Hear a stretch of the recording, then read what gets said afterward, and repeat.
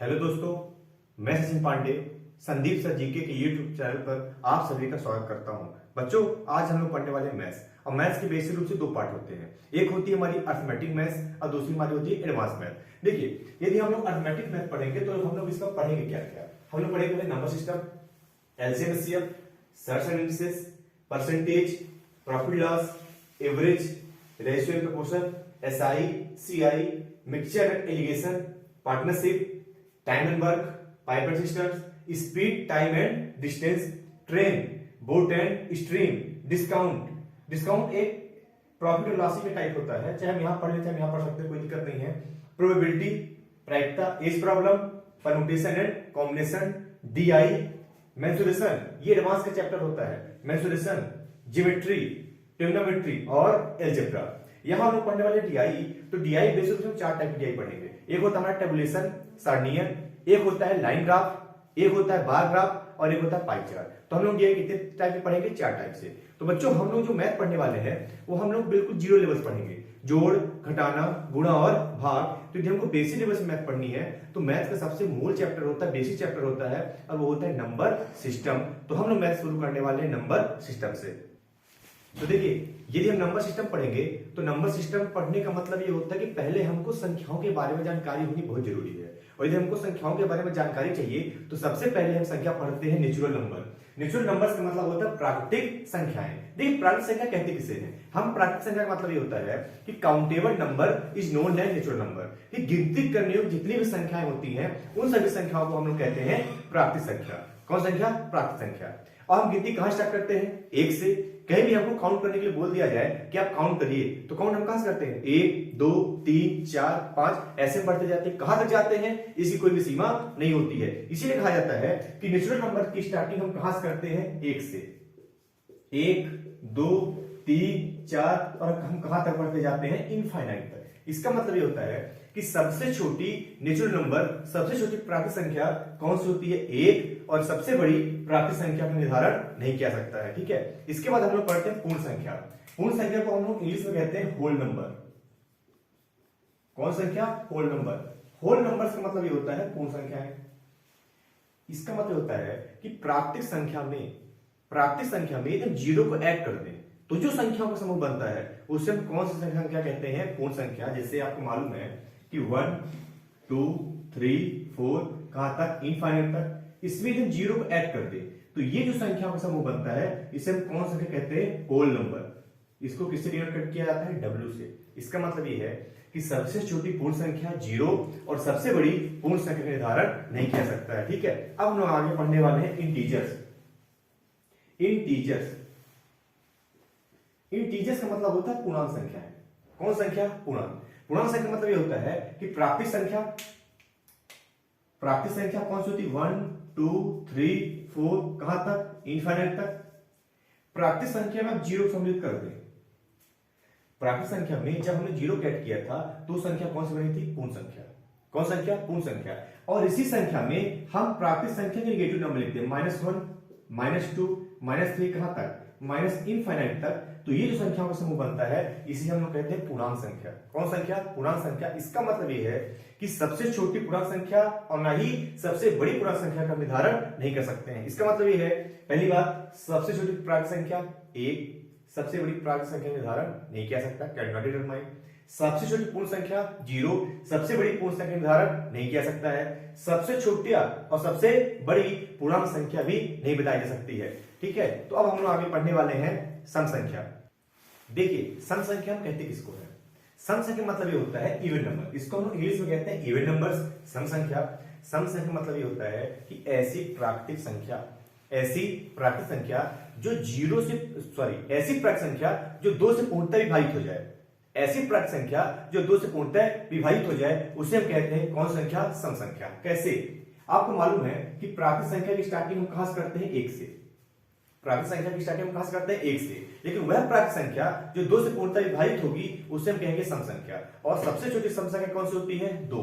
इसका मतलब यह है कि सम संख्या की स्टार्टिंग करते हैं 2 से, 4 6 8 10, हम आगे ऐसे चलते जाएंगे और कहां तक हम चलेंगे? इनफाइनाइट तक। इसका मतलब यह है कि सबसे छोटी सम संख्या 2 और सबसे बड़ी सम संख्या का निर्धारण नहीं किया सकता है। इसके बाद हम लोग पढ़ते हैं ऑड नंबर्स। ऑड नंबर्स का मतलब यह होता है विषम संख्याएं। कौन सी संख्याएं? विषम संख्याएं। विषम संख्या का मतलब यह होता है कि ऐसी प्राकृतिक संख्या जो 2 से पूर्णतः विभाजित ना हो, उसे हम कहते हैं विषम संख्या। इसका मतलब यह है कि सबसे छोटी विषम संख्या कौन सी होती है? 1, 3, 5, 7, 9 ऐसे चलते जाएंगे कहां तक? इनफाइनाइट तक। और यहां हमने सबसे छोटा क्या लिखा है? 1। इसका मतलब यह है कि सबसे छोटी विषम संख्या 1 होती है और सबसे बड़ी विषम संख्या का निर्धारण नहीं किया सकता है। ठीक है,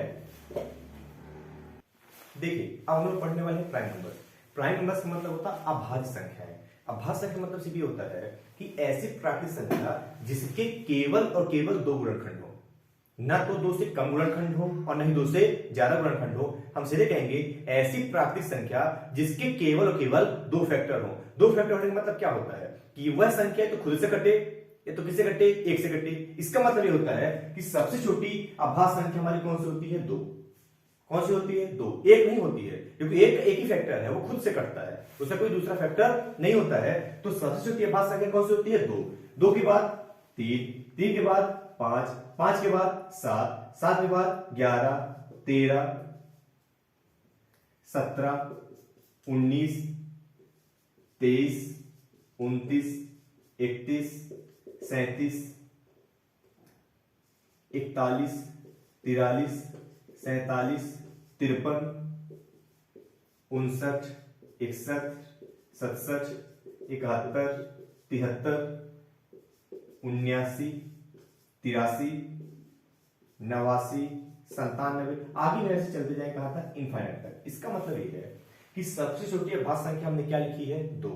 2 के बाद 3, 5, 7, 11, 13, 17, 19, 23, 29, 31, 37, 41, 43, 47, 53, 59, 61, 67, 71, 73, 79, 83, 89 और 97। देखिए सम संख्या में से 2 डिफरेंस चलती है। सबसे छोटी सम संख्या 2, 2 के बाद 4, 6, 8, 10, 12 ऐसे चलते जाएंगे। विषम संख्या सबसे छोटी कौन सी होती है? 1, 3, 5, 7 ऐसे 2 डिफरेंस चलते जाएंगे। लेकिन अभाज्य संख्या कभी भी क्लियर नहीं होती है कि 1 की डिफरेंस चलेगी, कि 2 की डिफरेंस चलेगी, कि 3 की, 4 की। इसका मतलब यह है कि अभाज्य संख्याओं को आपको याद करना पड़ेगा। और आप याद कैसे कर सकते हैं कि ये यहां तक टोटल कितनी अभाज्य संख्या देख लीजिए।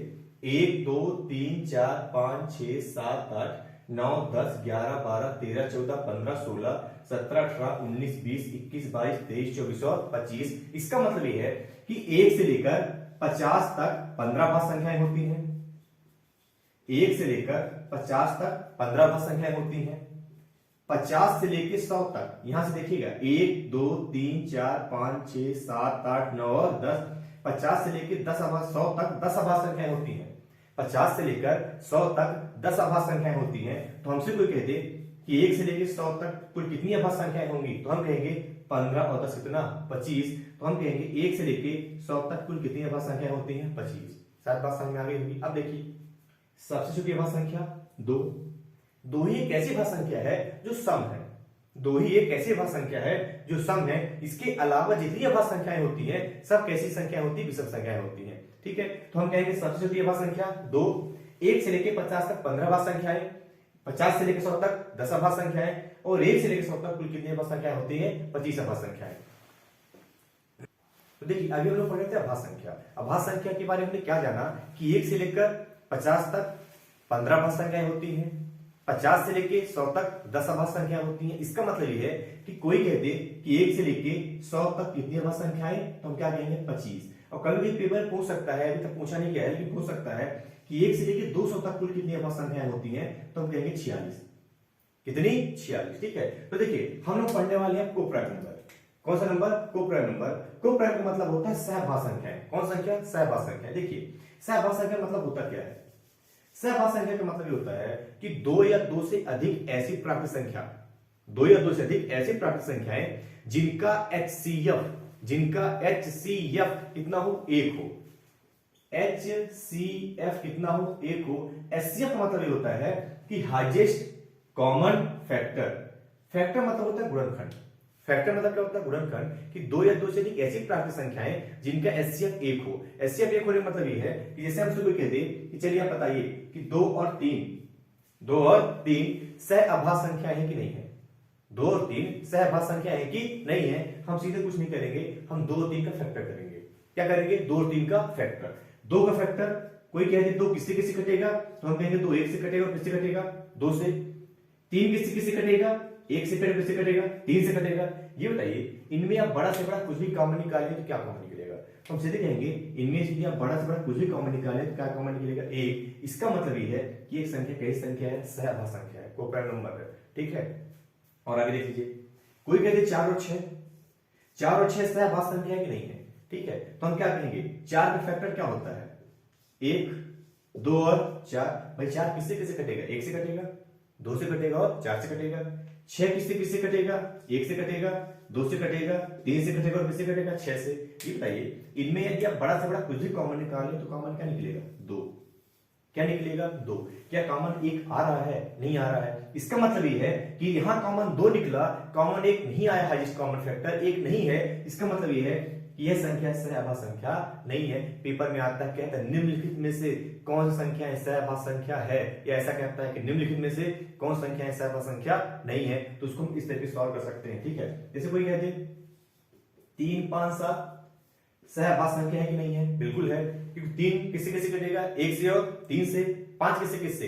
1 से और 5 से। 7 किससे किससे? 1 और 7 से। तो तीनों में आप बड़ा से बड़ा कुछ भी कॉमन निकालेंगे तो कॉमन क्या निकलेगा? 1 कॉमन निकलेगा। साथ हमारी बात समझ में आ रही होगी।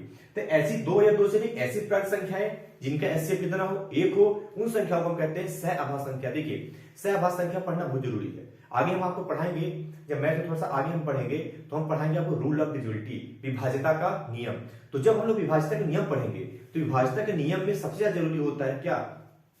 Coprime numbers. क्योंकि हम जब विभाज्यता के रूल नियम बनाएंगे कि कौन संख्या किससे कटेगी, तो जब हम नियम बनाएंगे तो वहां जरूरत किसकी पड़ती है? कोप्राइम नंबर्स की। आपको पहचानना आना चाहिए कि कौन सी संख्या सहअभाज्य संख्या होंगी या कौन संख्या सहअभाज्य संख्या नहीं होगी। साथ हमारी बात समझ में आ गई होगी। अब हम आगे पढ़ेंगे कंपोजिट नंबर। देखिए कंपोजिट नंबर का मतलब होता क्या है?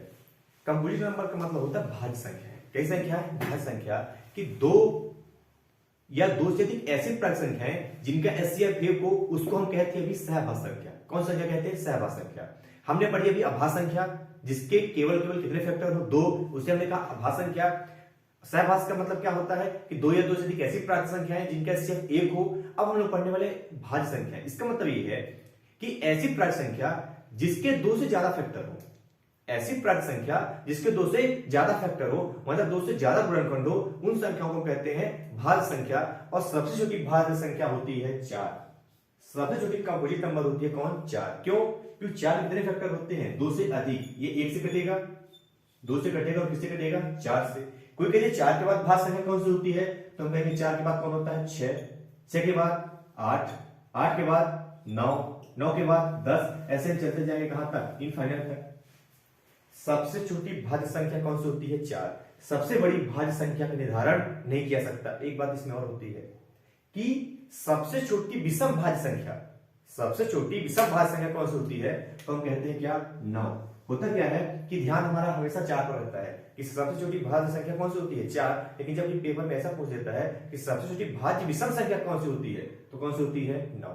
सात बात समझ आ गई होगी। ठीक है, अब देखिए हम पढ़ेंगे क्या आगे, परिमेय संख्या और अपरिमेय संख्याएं। ठीक है, देखिए अब लोग पढ़ते हैं रेशनल नंबर। रेशनल नंबर का मतलब होता है परिमेय संख्याएं। ठीक है, रेशनल नंबर्स, रेशनल नंबर्स। देखिए रेशनल नंबर का मतलब ये होता है कि देखिए अभी हमने जितनी संख्याओं के बारे में पढ़ा है तो हमने ये कहा है कि ऐसी प्राकृतिक संख्या, उनकी स्टार्टिंग हम कहां से कर रहे थे? प्राकृतिक संख्या से, नेचुरल नंबर से। लेकिन जब हम लोग परिमेय संख्या पढ़ते हैं तो हमको प्राकृतिक संख्या कहना कोई भी जरूरी नहीं है। हमें कहेंगे जिन संख्याओं को हम p बटा q के रूप में लिख सकते हैं, जिन संख्याओं को हम p बटा q के रूप में निरूपित कर सकते हैं, उन संख्याओं को हम कहते हैं परिमेय संख्या। कौन संख्या? परिमेय संख्या। p बटा q कहता क्या है? मतलब जिन संख्याओं को हम अपवाद के रूप में लिख सकते हैं, अंश हो और उसमें क्या हो? हर हो, उन संख्याओं को हम क्या कहते हैं? परिमेय संख्या। और परिमेय संख्या ये कहती है कि जहां p और q का संबंध किससे होना चाहिए? इंटीजर से। P Q belongs to integers, इसका मतलब होता है इंटीजर्स। पी क्यू का संबंध किससे होना चाहिए? आई से। और ये कहता है कि जहां Q does not equal to zero, जहां पे क्यू का मान जीरो कभी भी नहीं होना चाहिए। ये ऊपर अंश होता है, नीचे क्या होता है? हर। इंग्लिश में कहते हैं इसको न्यूमरेटर, इसको क्या कहते हैं? डिनोमिनेटर। मतलब पी क्यू का संबंध किससे होना चाहिए? आई से। आई क्या है? इंटीजर है। इंटीजर क्या है? कि माइनस इनफाइनाइट से प्लस इनफाइनाइट तक। शायद बात समझ आ गई होगी। अब देखिए परिमेय संख्या के उदाहरण को समझ लेते हैं। जैसे -2, -3, 4, 5, ये संख्याओं को हम p बटा q लिख सकते हैं। तो जब किसी संख्या के नीचे कुछ नहीं लिखा होता है तो हम ये मान लेते हैं कि अपॉन कितना लिखा गया है? 1। ठीक है, जैसे हम कहते हैं 22 बटे 7, 22 बटे 7, 22 बटे 7 हमारी क्या है? परिमेय संख्या है। क्यों? क्योंकि इसको हम p बटा q के रूप में क्या कर सकते हैं? लिख सकते हैं। ठीक है, 0 भी हमारी परिमेय संख्या है। क्यों? क्योंकि इसको हम लिख सकते हैं 0 अपॉन क्या? 1। p 0 हो जाए तो हो जाए, लेकिन ये कहती है परिमेय संख्या कि q का मान कभी भी 0 नहीं होना चाहिए। ठीक है, अब देखिए हम लोग पढ़ते हैं इरेशनल नंबर, अपरिमेय संख्याएं। अपरिमेय संख्याएं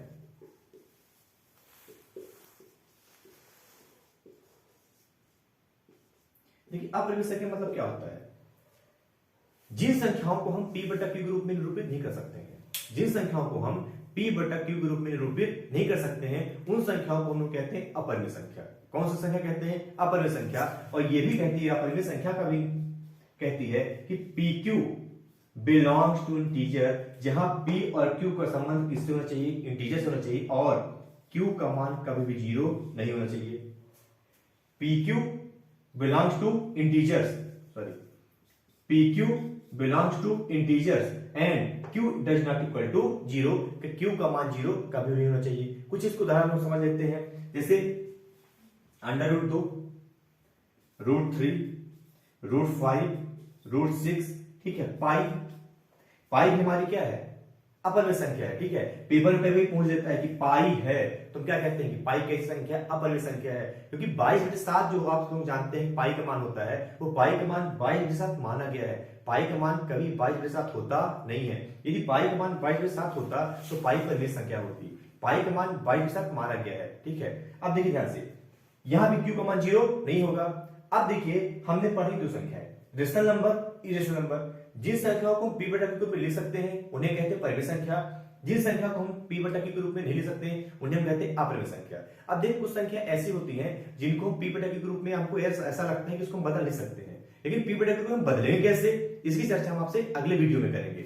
यदि आप रेशनल नंबर और इरेशनल नंबर मतलब परिमेय संख्या और अपरिमेय संख्या दोनों को मिला दीजिए तो हमारी संख्या बन जाती है रियल नंबर, वास्तविक संख्याएं। ठीक है, तो हम यदि परिमेय संख्या पढ़ लिए हैं, अपरिमेय संख्या पढ़ लिए हैं, इनको मिलाने से जो संख्याओं का निर्माण होता है उससे हम लोग कहते हैं कौन संख्या? वास्तविक संख्या है। ठीक है, तो वास्तविक संख्या की चर्चा हम कर दिए हैं। ठीक है, आप लोग शायद समझ गए होंगे। ठीक है, ये हम लोग नंबर सिस्टम पढ़ रहे हैं, बिल्कुल बेसिक लेवल पढ़ रहे हैं। यदि आपको कोई भी डाउट होगा तो आप कमेंट बॉक्स में थोड़ा सा क्या कर दीजिए, कमेंट कर दीजिएगा। ठीक है, और आप लोगों से निवेदन है कि संदीप सर जीके के यूट्यूब चैनल को आप लोग ज्यादा से ज्यादा शेयर करिए, खूब ज्यादा सब्सक्राइब करिए, लाइक करिए। थोड़ा हमारे पास, हम लोगों के पास थोड़ा संसाधन कमी है, जितना हम लोगों का सहयोग हो रहा है आपको हम लोग सहयोग अपना देने की कोशिश कर रहे हैं। ठीक है, ज्यादा से ज्यादा आप लोग इसको शेयर करिए। आप लोगों का साथ हमारे लिए क्या है? बहुत ही ज्यादा जरूरी है। ठीक है, कोई भी डाउट होगा आप कमेंट बॉक्स में कमेंट कर दीजिएगा। ठीक है, इसके आगे का हम वीडियो आपको नेक्स्ट पार्ट में लेके आएंगे। ठीक है, थैंक यू सो मच।